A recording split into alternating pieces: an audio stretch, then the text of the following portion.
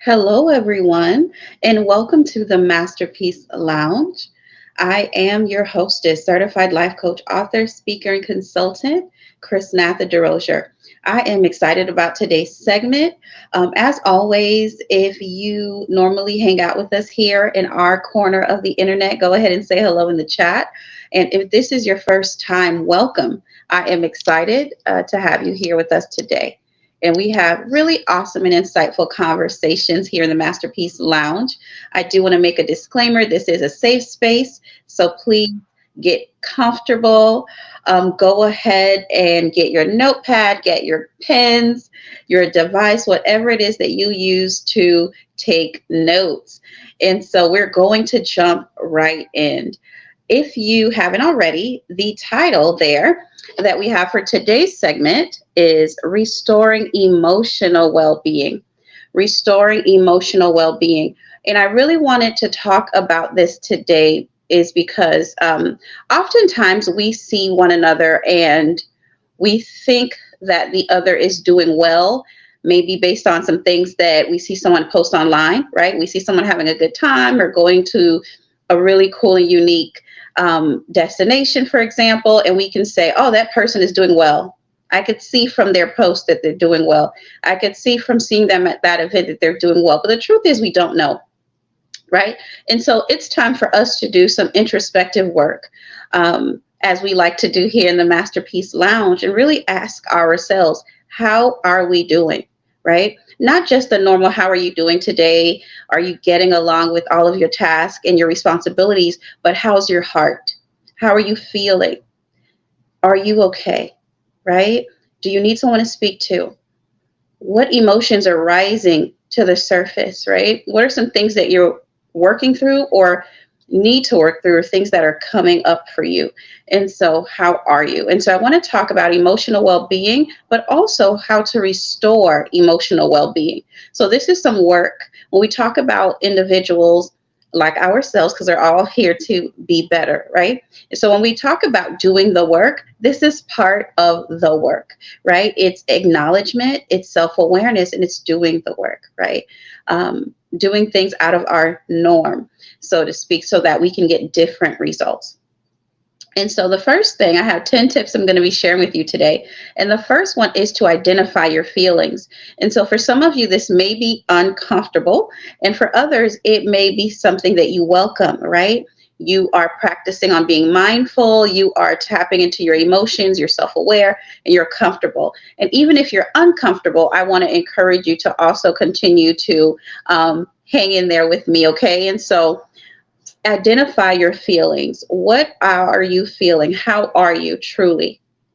And so beyond the surface, right? You might be irritable, you might be frustrated, but beyond that, how are you feeling? Are you sad? Are you afraid? Are you nervous? Are you anxious? What's happening? And so take some time to identify your feelings. Recognize and acknowledge what you're feeling as well. That could be sadness, anxiety, anger. So understand those emotions, and that's the first step in taking action, right?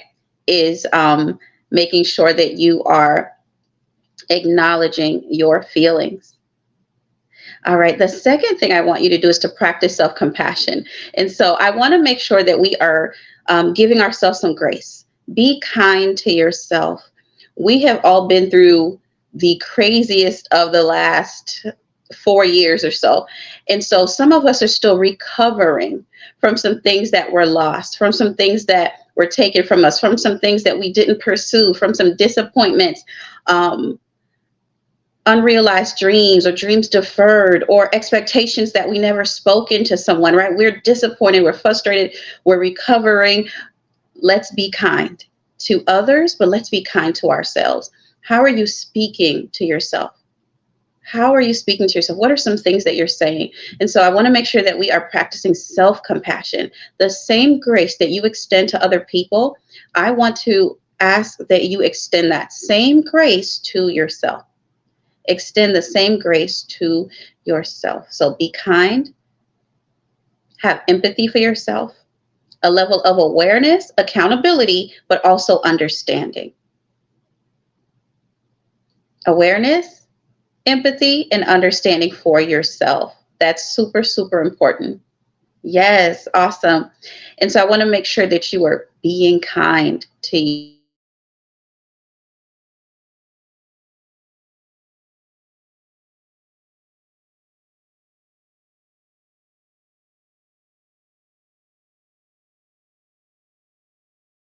Being kind to yourself. We have to acknowledge what's really happening in our lives, but we also have to remember that it doesn't have to stay that way. So we have room to grow, we have space to grow, which is a blessing. So this is not about beating yourself up if you make a mistake or you're not where you want to be. It's acknowledging where you are, looking at where you want to be, and figuring out what's the work in between for so that I can get from A to B.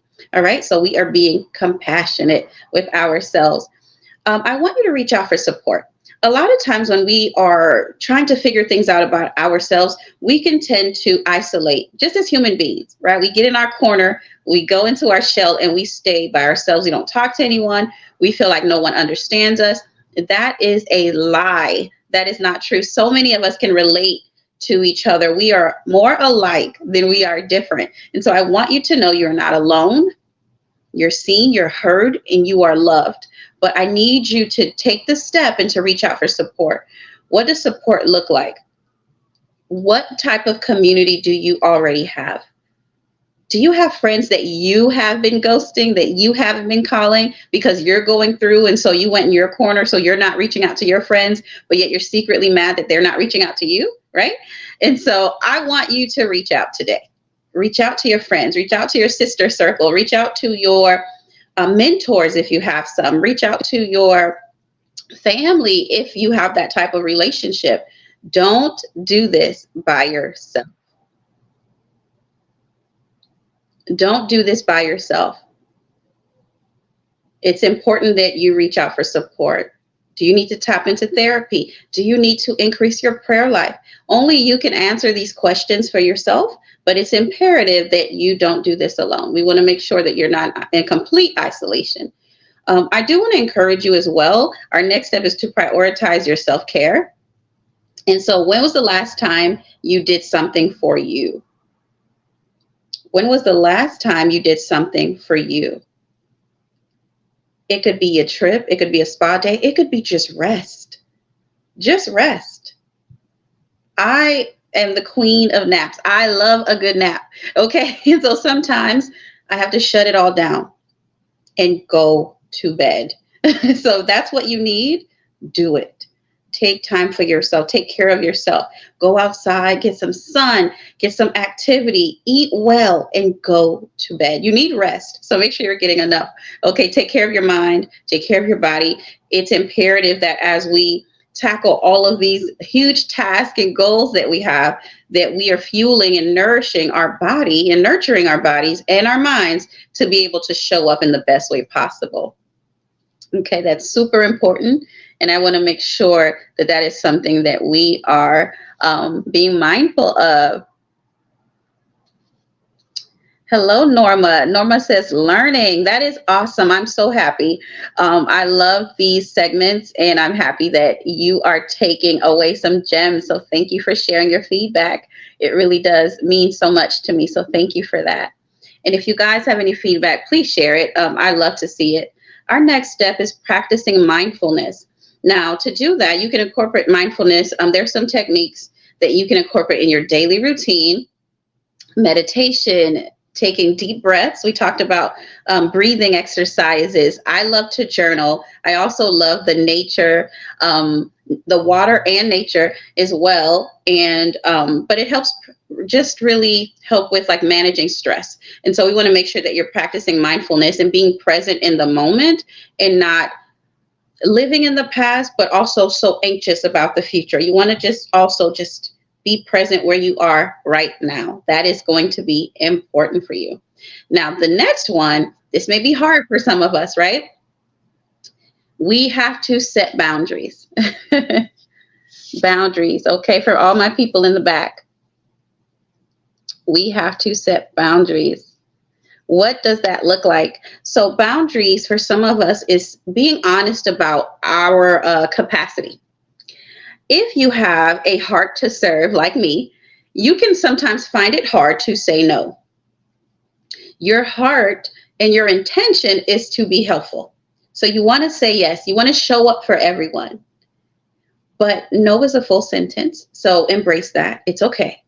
And it is good that you're honest with yourself. It's important that you're honest and not to do things simply out of obligation. Now, you're not going to feel excited about everything that you do. Some things are just responsibility, and you do what you need to do because we are grown-ups, right? And we do what's necessary. But you want to be sure that you're not doing things to always please people. Be honest about how you spend your time and intentional about how you lend your energy. I believe it's not only important for us to be mindful of time management, but that we are also mindful of energy management. You are one person, you are a limited resource. It is absolutely okay to say, I cannot do that.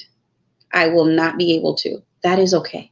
So I just want to give some of y'all some freedom and permission to say no. You can't commit to everything. It's impossible. There's only so many hours in the day, okay? And so you want to make sure that you are just being honest about things that drain your energy, contribute to negative emotions. Don't do things that are going to trigger you, take you back to a place that you used to be, right? And so set boundaries. It's important and it protects your emotional and mental health. The next thing I want you to do in restoring your well-being, I want to encourage you to engage in activities you enjoy. A lot of us, if we are honest, and you don't have to tell me, right? We won't out ourselves. But a lot of times, especially as adults now, if you ask many of us, what do you do for fun? We don't know how to answer that question. I'm being honest. I remember someone asking me that at one point in my adult life, and I did not have a response. That is not okay. Someone asked me, what do you do for fun? And I did not have an answer, guys. I did not have an answer. That's crazy. I didn't know how to answer the question. Why? Because for a long time, I wasn't having any fun. I was just working and working and working and setting up my vision boards and working toward my goals and going hard in the paint and giving it all I got. And none of those things are negative, but take a moment and live. There's an amazing quote that I absolutely love, and I want to share it with you. And the quote is, be alive in your life. Be alive in your life. Take moments, or scratch that, create moments that you're going to look back on one day and really smile about and enjoy. All of the moments that you want, you have to create them. The same way that we're intentional about everything else, we have to be intentional about doing things that we enjoy. If you used to like to write, do you still like to write? Do you like art? Do you like music? Do you like to paint? You right?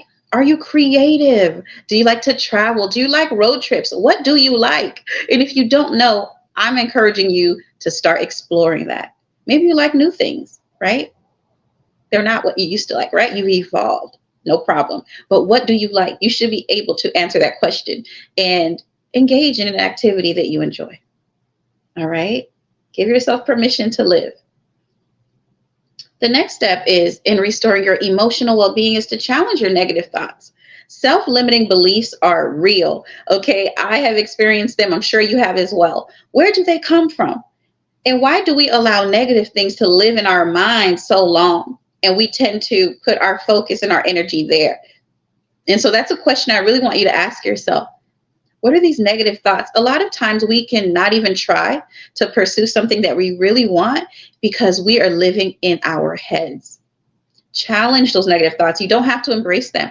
They can come into your mind and you reject them and replace them with something positive. So notice and challenge every negative thought that comes to your mind because it contributes to your emotional and mental distress. Okay, so I want you to practice something called reframing. What is reframing? Reframing negative thoughts, you're changing them or replacing them with a positive and a more realistic perspective. Okay. So it helps you to get to a healthier mindset. So I want to encourage all my glass half empty friends to become glass half full, right? Glass half full. Next thing is to seek meaning and purpose. And so my pastor has a quote that I absolutely love. And he said that loneliness is not the absence of a person, it's the absence of purpose. Loneliness is the absence of purpose. And so if you're feeling overwhelmingly lonely, I want to encourage you to discover purpose. To discover purpose, tap into it, to start living that out loud. And so I'm encouraging you to reflect on your values, reflect on your goals, consider how you align your actions with what truly matters to you. What's really important to you? Let's start there, right? Write it down. Take out a sheet of paper and write down what's really important to me. What do I really value? And what are some activities? What are some things? What are some ways that I can do that in action?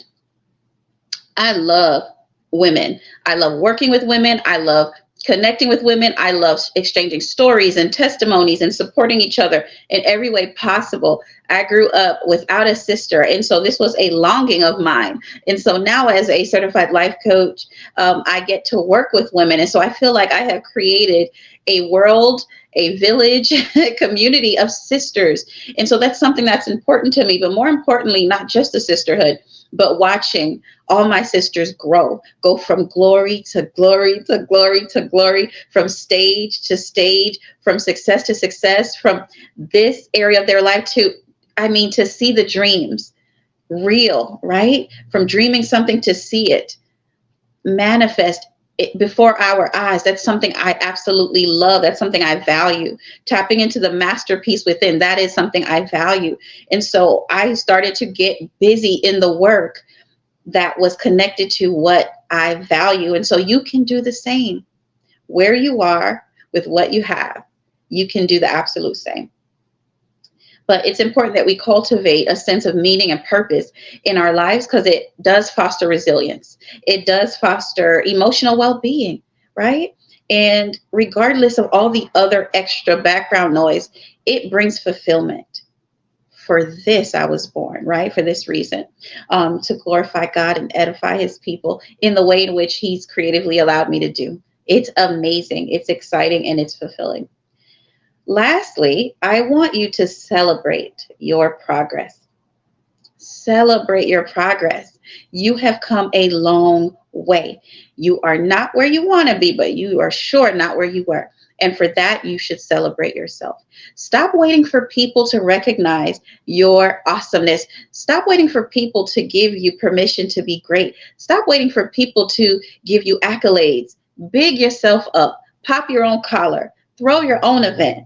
Okay? You come on this internet, you let them know I have purpose. I'm taking up space and I'm letting my light shine big. Okay? And say it with your whole chest. So yes, be absolutely amazing and don't let anybody dim your light. Celebrate your progress. I am proud of you. I am excited for you. And this is just the beginning. So if nobody has told you today, if nobody has told you this week, if nobody has told you this year yet, you are incredible. I'm proud of you. You fought to be where you are. You should be proud of that. You could have quit and you didn't. You should be proud of that. You have goal and vision. And regardless of all the crazy that's happened, that hasn't died in you. You should be proud of that. God loves you and sees you. You should be excited about that. You are a child of the Most High King. You should be excited about that. Can't nobody stop you. What God has for you, honey, nobody can get in your way. You should be ecstatic about that. I don't care what your bank account looks like. I don't care if you don't have all the accolades and all of the letters behind your name. You are significant. You are special. You are loved. And there is huge purpose in the earth for you. So celebrate your progress. Celebrate how far God has taken you from. Let's just take it off of you for a second and let's put it on God. You should be excited and celebrate for how far God has taken you. We have history with God. Okay, let's bring out the resume. God has saved my life many times. If it wasn't for the goodness and the grace of the Lord over my life personally, I would not be speaking to you today. 2 years ago, I was in the hospital.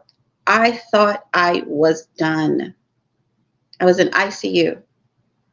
And they kept looking at me like, how are you talking to us? How are you smiling? You're the You're the happiest patient we've had. And you're here 7 days. We're taking all these vitals and blood from you. And you're smiling and you're being so gracious and you're saying thank you and you're praising the Lord in your hospital bed because there's purpose in my life. This is just a moment.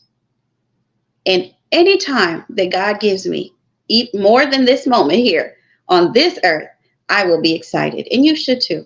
And so celebrate your progress, celebrate how far God has taken you. But let's get excited about where we're going as well. Let's get excited. God has a great plan for your life, and He's not finished. He is not done. You may be weary, but He's not done. You may be tired, but He's not done. They may have counted you out, but God is not done. As long as there is breath in your lungs, He is not done. I am excited for you. I am proud of you. I cannot wait to hear your testimonies about what the Lord is doing. But let's get excited now because God is faithful. Thank y'all so much for hanging out with me today. I am amped up, pumped up, excited, as you can tell, because it's important that transformation is a regular conversation and it's a really important part of our lives. But I want you to remember that it happens from the inside out. Don't get distracted by all the stuff on the outside and feel like I don't have all these things and so therefore I'm not successful. No. You get to redefine what success looks like. If you are in the will of God for your life, honey, you are one of the richest people. You are successful. Okay. Anything outside of the will of God is a demotion. And so keep that in mind. Keep that in mind. Awesome.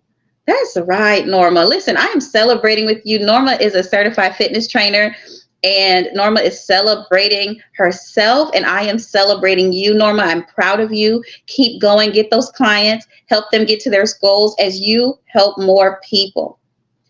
It will not only bless you just in seeing their progress, but so many doors will continue to open for you. So I celebrate you, and you keep going, and no matter what, you don't stop. Guys, thank you for hanging out with me today in the Masterpiece Lounge. I've had an amazing time. I am Chrisnatha DeRosier. Let's connect on all social media platforms. And I'll be here same time, same place next week. Thank you, guys. And until then, be well. Take care. Love you.